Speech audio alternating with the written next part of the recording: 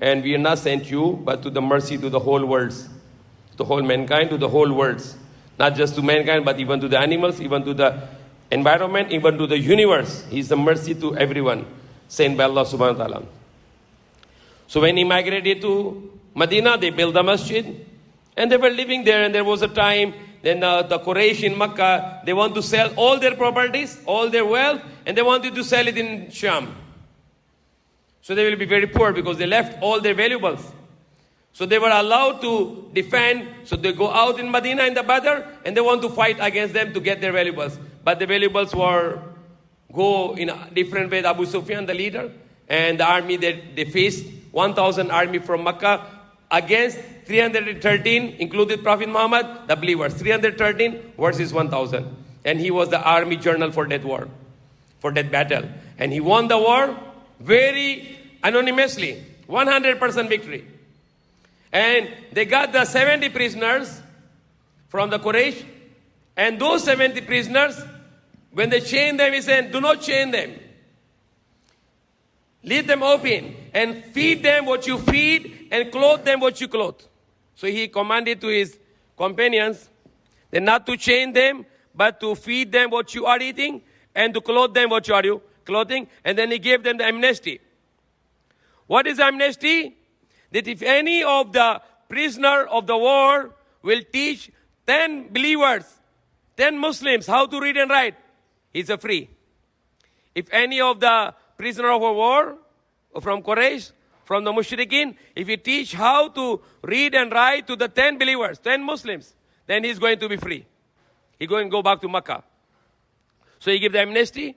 This is the one of the great incident that amnesty was introduced to the prisoners of war. And then another battle, there was a mistake done by the soldiers, and then goes on until there was another battle, the Ahzab, and then there was a time that Prophet Muhammad was going for the house of Allah to make pilgrimage. They were stopped, and they have made a treaty that they will not come this year to the Hajj, but next year. They will not do pilgrimage this year to the house of Allah, but to the next year. And during that time, they have a treaty that no one will attack to each other, and the tribes who are allies to each other. But finally, the Quraysh, they broke the treaty. And now that time, the Prophet Muhammad was very strong. So he bring the army of 10,000. And he went to the Makkah. And he victorious inside the Makkah without any war. Because people were surrendered to see that this huge army of 10,000 in that time. Then after that, he made the last sermon, and after the victory, he started to send the messages to all around the world. He sent his letters to the superpowers like Byzantines, the Persian Empire, the Egypt, the Yemen. He sent his message that he is the messenger of Allah to the whole world. So all the leaders, all the rulers of the world, he write them the letters, and those letters are available today. In the museums, those letters of Prophet Muhammad, he wrote it to the great superpowers and to the countries in that time. They are all available today. And after that, he established a great empire. And that empire was the Islamic empire. The time of Umar, almost most of the part of the world is under the rule of Islam. And only one country, because Islam believes in only one country. We doesn't need to have 50 Muslim countries. We have to only one Muslim country, the Islamic country, the Islamic empire. With all the Muslims are under one leadership. With under one leader, with under one Khalifa or Amir, or whatever you call him. And under the one constitution, and there's the constitution of the Quran. And under the one way, the way of the Prophet Muhammad. That's the government system we Muslim believe.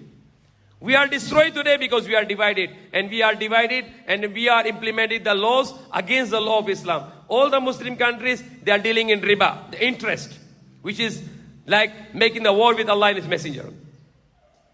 That's why Allah is cursing about the Muslim countries. The Muslim countries should go back to Quran, and they should unite as one Muslim country with one leader who lead them.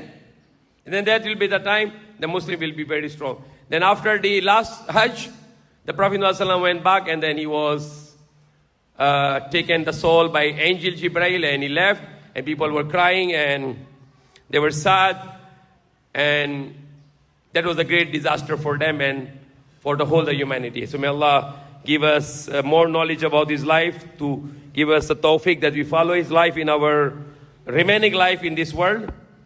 and not to follow the actor and celebrities and other known people in the world, but to imitate Prophet Muhammad sallallahu alaihi wasallam. As Allah said in the Quran, قُلْ إِن كُنْتُمْ تُحِبُّونَ اللَّهَ فَاتَّبِعُونِي يُحْبِبْكُمُ اللَّهُ. Say if you love Allah, if you're claiming that you love Allah, your creator, if you're claiming, you say you love Allah, فَاتَّبِعُونِي, then follow me, يُحْبِبْكُمُ اللَّهُ, then Allah will love you. So the love of Allah is 100% guaranteed if you follow the life of Prophet Muhammad sallallahu alaihi wasallam. If you follow him, if you follow his attitude in all the matters of our life, in faith, in salah, in fasting, in charity, in hajj, how can we a good human being? How can we be the good husband or good father or good teacher or good neighbor or good person, a good civilian? Whatever way of life you have, you follow Prophet Muhammad sallallahu alaihi wasallam, then Allah is going to love you.